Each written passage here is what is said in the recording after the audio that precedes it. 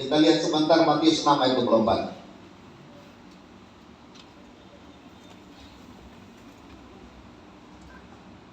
Tidak seorang pun dapat mengabdi kepada dua tuan.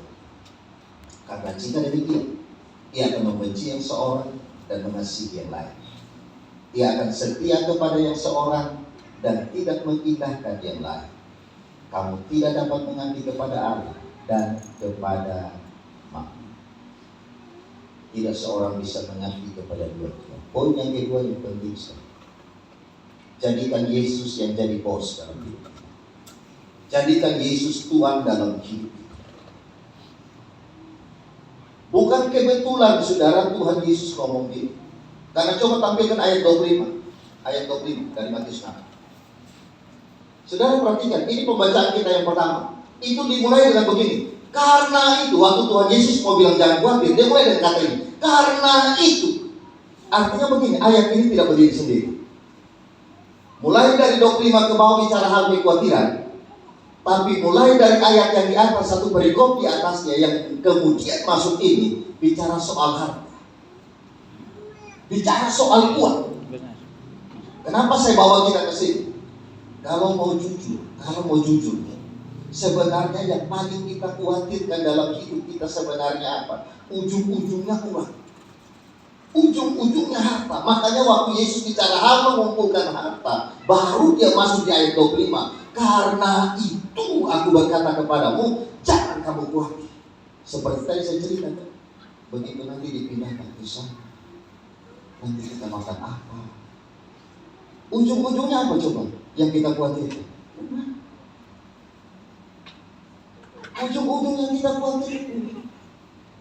Banyak kakak adik, bersaudara itu bisa ribut tidak saling kenal. Kenapa? Uang. Waktu dua orang suami istri cerai, yang pertama kali mereka bahas soal apa coba? Uang. Lu dapat apa, saya dapat apa?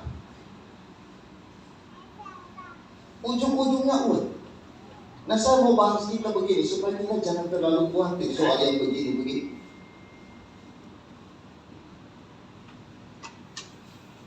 Bapak kita tidak butuh uang, Bu. Uang perlu. Uang harus ada. Kalau ada yang bilang begini, saya tidak butuh uang, saya tidak perlu uang, itu orang tidak ada uang. Hanya orang tidak ada uang yang bilang begini, saya tidak perlu uang. Tapi saya mau kasih tahu sudah, jangan sekarang semua orang perlu uang. Yang jadi persoalan kita tempatkan dia di posisi yang mana? Uang itu yang jadi bos atau kita yang jadi bos?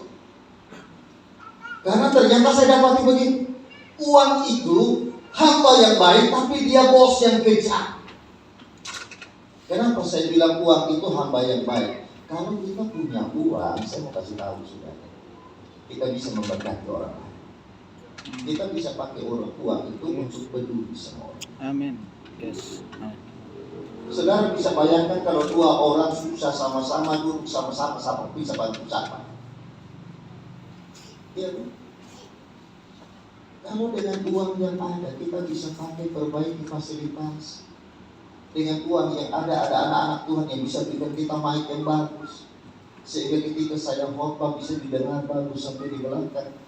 Dengan uang ada anak-anak Tuhan yang bikin kasih kita sound system yang baik, sehingga suara tidak bikin rusak kita punya kuping.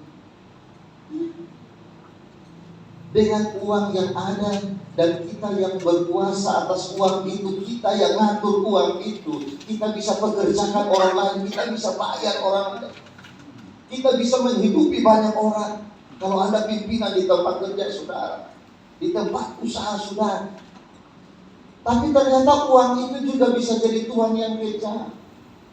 Kenapa? Karena saya dapati tidak sedikit orang karena cari uang. Uang bikin kita kayak kuda rodi. Kita kerja dari pagi sampai malam, bahkan hari Minggu juga tetap kita kerja. Cari uang. Cari uang. Saya mau kasih tahu yuk, jadikan Yesus jadi bos. Jadikan Yesus jadi Tuhan bagi kita. Kenapa? Karena Tuhan Yesus mengasihi kita. Amin. Tuhan Yesus mau mati bagi kita. Tuhan Yesus jamin hidup kita. Amin. Yes. Ya, Tuhan jamin. Saudara mau cinta uang, uang tidak bisa balas cinta saudara. Yes. Saudara boleh sayang uang, uang tidak sayang saudara. Tapi kalau saudara cinta Tuhan, Tuhan sudah cinta saudara dari dulu. Bahkan waktu saudara mau kenal dia mau mati lagi saudara. Cintanya Tuhan teruji.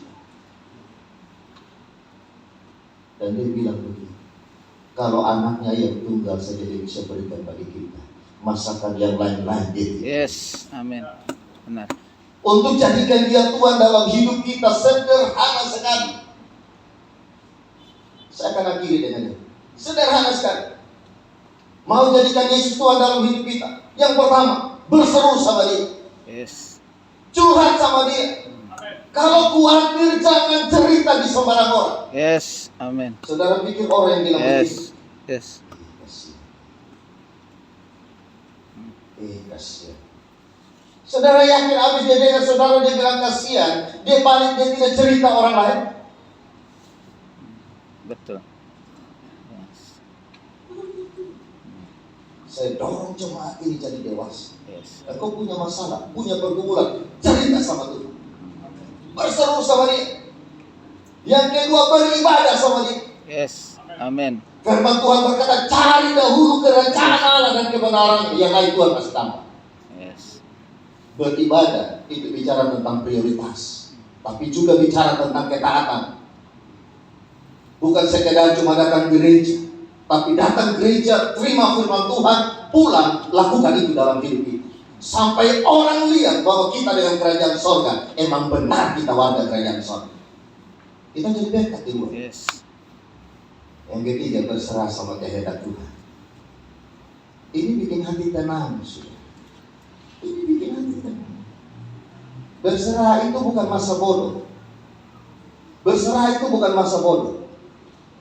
Tapi berserah itu, karena begini, ada hal-hal yang ketika kita sudah doakan dan keadaan tidak berubah. Belajar untuk hidup Tuhan. Kehendak Tuhan pasti terjadi dalam hidup. Saya pernah ketemu ada satu orang, anak Tuhan sebenarnya.